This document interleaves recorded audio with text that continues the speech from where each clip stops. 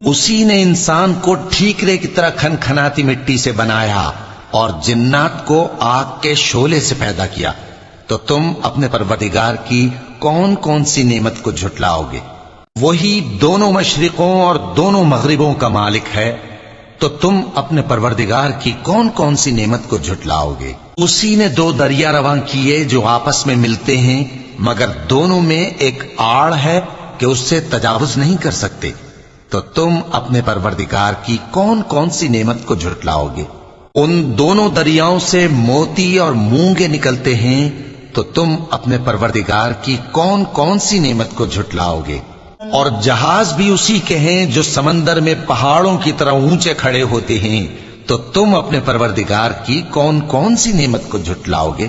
جو مخلوق زمین پر ہے سب کو فنا ہونا ہے، اور تمہارے پروردگار ہی کی ذات جو صاحب جلال و کرم ہے باقی رہے گی، تو تم اپنے پروردگار کی کون کون سی نعمت کو جھٹلاؤ گے؟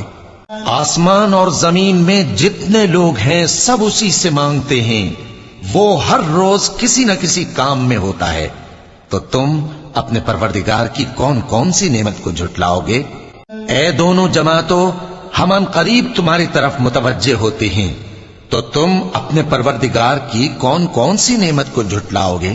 اے گروہ جن و انس، اگر تمہیں قدرت ہو کہ آسمان اور زمین کے کناروں سے نکل جاؤ تو نکل جاؤ، اور زور کے سوا تو تم نکل سکنے ہی کہ نہیں، تو تم اپنے پروردگار کی کون کون سی نعمت کو جھٹلاؤ گے؟